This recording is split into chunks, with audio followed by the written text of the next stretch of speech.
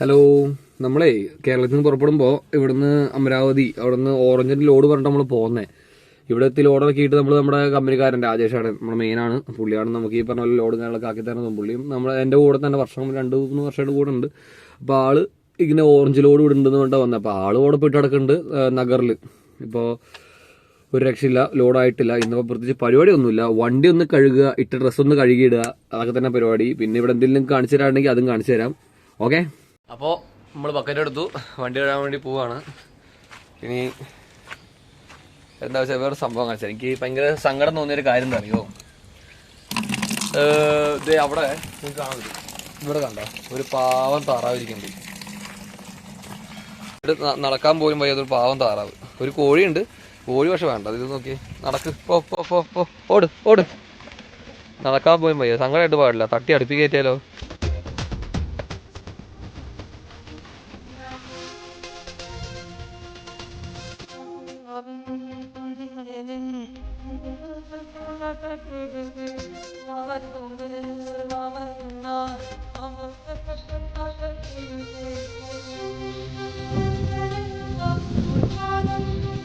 ഞാൻ വെളിയിലും തകർത്തിട്ട് വണ്ടികൾക്ക് കടത്തുമ്പോൾ ഒരാൾ രാവിലെ തന്നെ ഓൺലൈൻ കോർട്ട് കയറിയിട്ടുണ്ട്. ഇന്ന് കേസ് ഉണ്ടെന്ന് പറഞ്ഞിട്ട് രാവിലെ ശല്യം ചെയ്തത് കൊണ്ട് വണ്ടി അത് കയറിയിരിക്കുന്നുണ്ട്.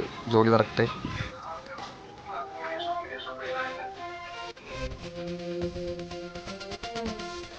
പ്രതീക്ഷകൾക്ക് വിരുദ്ധമായി ഓട്ടം കിട്ടാത്തതിൻ്റെ പേരിൽ ഇനി എന്ത് ചെയ്യുന്നുള്ളത് മൈൻഡിൽ ആലോചിച്ചുകൊണ്ടിരിക്കുന്ന 3 പേർ ചായക്കടയിൽ. ഒരു 5 ചായ, 4 സമൂസ, കടിയൊക്കെ ആയിട്ട് കുശാൽ. ഭാഷ അറിയില്ലെങ്കിലും മളി എന്തൊക്കെയോ ചോദിച്ച് മനസ്സിലാക്കുന്നുണ്ടായിരുന്നു.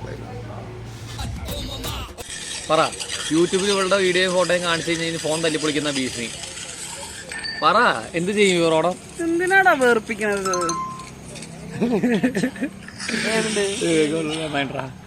അവരെയാ ഫുള്ളവരെയാ കാര്യ. രാവിലെ അവരെയും കണ്ടില്ലേ, അതിന്റെ ബാക്കിയത് അല്ലടാ. രാവിലെ എന്താ നീ മറ്റേ ഫോട്ടോഷൂട്ടൊക്കെ ഇട്ട് എനിക്ക് മറ്റേ വീഡിയോ ഞാൻ അഭിനയിച്ചൊന്നല്ല, ഞാൻ ജോലിക്ക് കയറിയതാ എന്ന് പറയപ്പെടുന്നു. നമ്മൾ വണ്ടി കഴിയുമ്പോൾ സഹായിക്കാതിരിക്കാൻ വേണ്ടി പുള്ളി കോട്ട കിട്ട് ഞാൻ കോടതിയിലാണെന്ന് പറഞ്ഞിട്ട് അങ്ങനെ. അപ്പോൾ ഞങ്ങൾ ചായയെല്ലാം കുടിച്ചു വന്നു. ഉച്ചയായി. ഒരു ഫുഡൊക്കെ ഇവിടെ തന്നെ കേട്ടോ. കാരണം എന്താ വെച്ച് കഴിഞ്ഞാൽ അവര് രാത്രി ഫുഡൊക്കെ വീണ്ടും ഫുഡ് കഴിക്കാൻ വേണ്ടി വിളിക്കുന്നുണ്ട്. എല്ലാ ഫുഡൊക്കെ ആയിട്ടുണ്ട്. അവര് നല്ല അന്തസ്സായിട്ട് നമുക്ക് ഫുഡൊക്കെ ഉണ്ടാക്കി തരുന്നുണ്ട്. അത് കഴിഞ്ഞിട്ട് അപ്പോ ഇന്നിനി വേറെ പരിപാടിയൊന്നുമില്ല. കിടന്നുറങ്ങാൻ പോകണ്ട. ലോഡായിട്ടില്ല, ഇനി ലോഡാവുന്നു തോന്നുന്നില്ല. ലോഡാവും, വിശ്വാസം ലോഡാവും, വിശ്വാസം. മെയിൻ പ്രശ്നം എന്താ വെച്ച് കഴിഞ്ഞാൽ ദിൽവിക്ക് തിങ്കളാഴ്ച കോർട്ടിക്ക് കയറണം. അതായത് ജോലിക്ക് പോകേണ്ടതാണ്. നമ്മളോടൊക്കെ ഇറങ്ങി വന്നിട്ട് ഡ്യൂട്ടിയിലാണ്, ഓൺ ഡ്യൂട്ടി ആയിരുന്നു.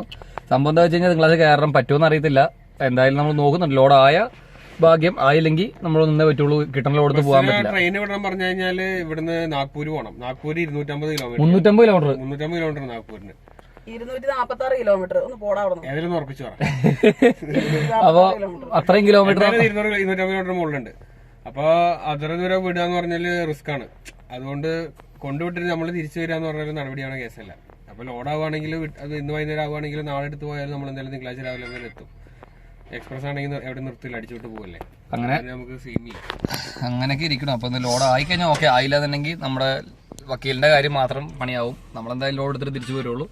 അപ്പോൾ ഇന്നത്തെ വീഡിയോ അവിടെ അവസാനിപ്പിക്കുകയാണ്. എല്ലാവർക്കും ടാറ്റ. എല്ലാവരും കൂടെ നിൽക്കുക, സബ്സ്ക്രൈബ് ചെയ്യുക, വീഡിയോസ് കാണുക, മാക്സിമം ഷെയർ ചെയ്യുക.